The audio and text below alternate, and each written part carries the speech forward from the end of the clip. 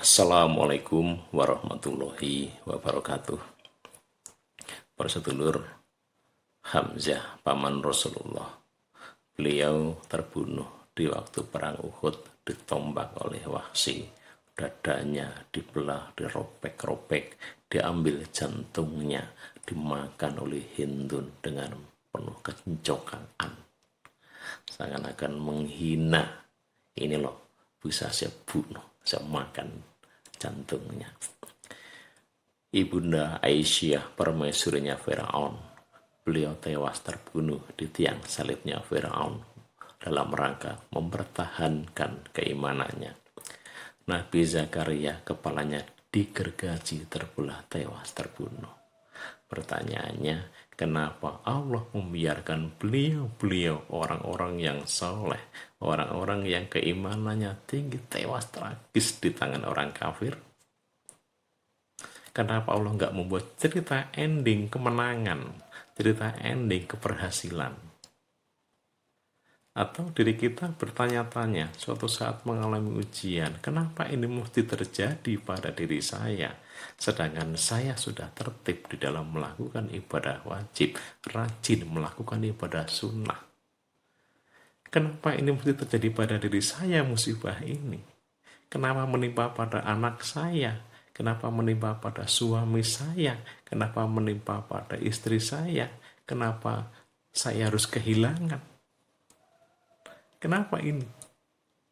Mungkin kita mengalami seperti itu. Para sedulur, di dalam asbabun nuzulnya, surat Ali Imran ayat 169-170 di tafsir Ibnu Katsir dijelaskan, suatu saat ketika ayahnya Jabir, beliau terbunuh dalam pertempuran. Oleh Allah dia ditanya, wahai hamba, kamu minta apa? Saya kasih.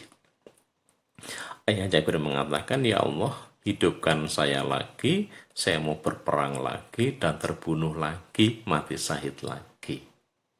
Dijawab, yo raiso, wong mati kok urip meneh medeni wong. Ya nggak bisa. Orang sudah mati kok hidup lagi gitu loh.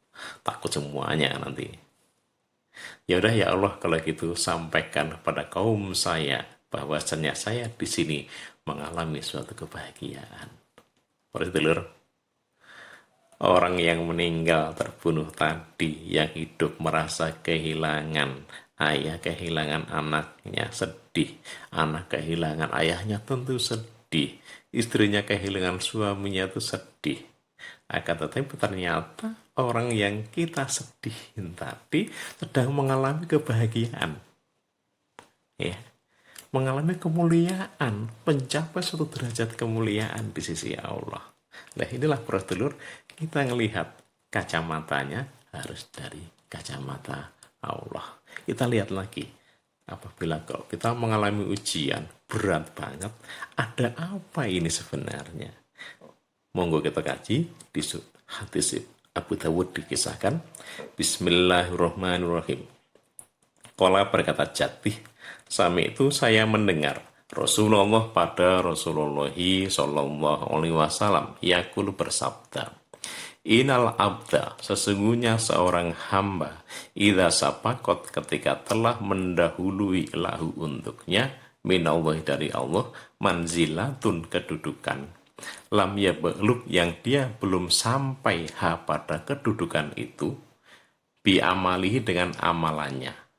Ketika seorang hamba oleh Allah disiapkan suatu derajat kedudukan yang tinggi, akan tetapi amalannya belum cukup untuk meraih kedudukan itu.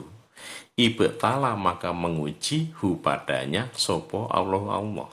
Dia akan diberi ujian oleh Allah. Fi jasati di dalam tubuhnya, badannya.